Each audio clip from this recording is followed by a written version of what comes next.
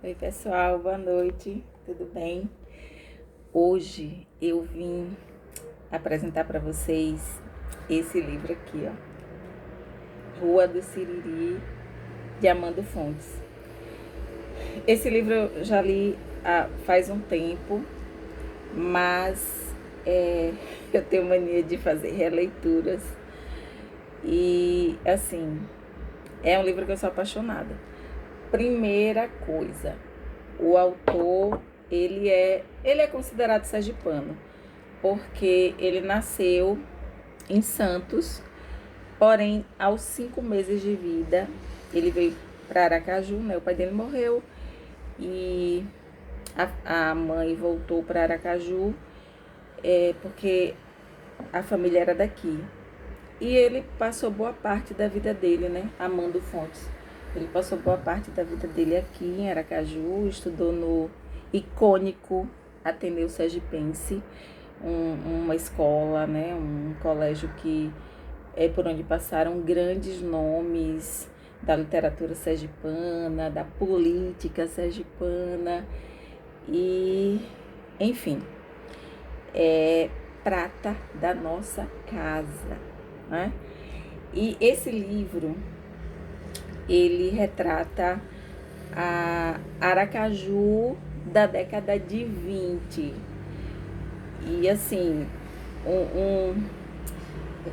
um recorte da cidade de uma época em que Aracaju era praticamente o Santo Antônio e o centro da cidade, né? Tudo que fugisse desse combo era considerado assim, sabe? Zona zona de pessoas que realmente não tinham zero poder aquisitivo e estavam por ali, né, sobrevivendo. E por que Rua do Siriri? O livro começa falando sobre a expulsão das prostitutas, né, as famosas mulheres de vida fácil. E eu acho que não é tão fácil assim não, né?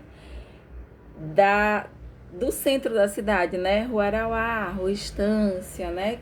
Estavam sendo consideradas assim. Elas passaram a ser personas não gratas naquela região porque eram locais de família, né? Então elas não cabiam mais ali. E aí houve um decreto da polícia, né?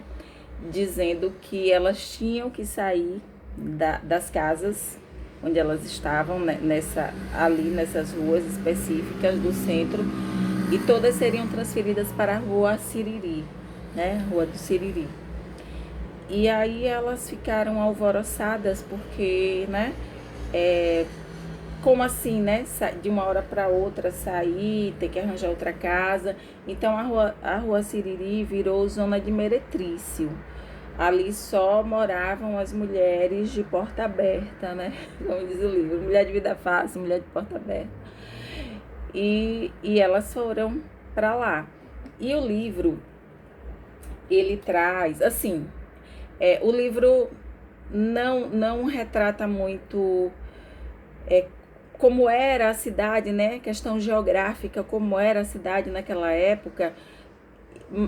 E porque as questões se concentram na vida dessas mulheres de uma forma específica, as mulheres que viviam numa determinada casa, que era a casa onde Mariana, que era digamos que ela não era cafetina, elas viviam todas juntas.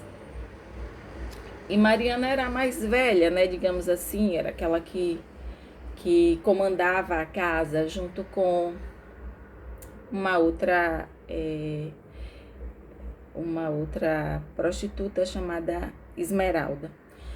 E aí o livro vai contando, ao longo da leitura, a gente vai sabendo a história dessas mulheres, né? Por que elas caíram na vida, como foi que aconteceu. E várias mulheres vão passando por essa casa, né? Onde Mariana comandava. Então Mariana, a gente fica sabendo da história de vida dela, que ela era morava com os pais, né? E aí o pai morreu e a mãe passou a vender, né? Vendia beiju na rua. E ela acompanhava a mãe nessas vendas. Só que aí ela foi ficando mocinha, né? E diz que os homens começaram a olhar para ela de uma forma diferenciada. E aí, enquanto a mãe dela era viva, né? A mãe dela era rédea curta. A mãe dela começou a dizer: Ó, não é pra olhar pra homem nenhum e tal. Começou a botar medo nela. Disse que tinha até medo de homem. Só que a mãe dela morre. E tinha uma senhora que sempre pedia à mãe dela que Mariana ficasse lá na casa dela. Assim, a gente conhece, né? Até hoje existe esse tipo de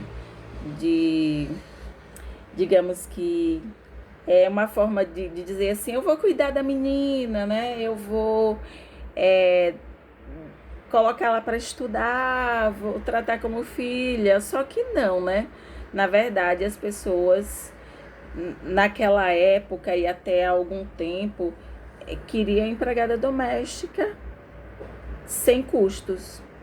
E aí ficavam com essa historinha de pegar as meninas para criar, as meninas pobres, né, desvalidas, que os pais não tinham, às vezes, nem comida para dar.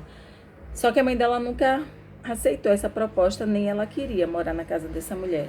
Mas quando a mãe dela morreu, ela não tinha opção. Ela tinha uma tia Ernestina, só que era tão pobre quanto.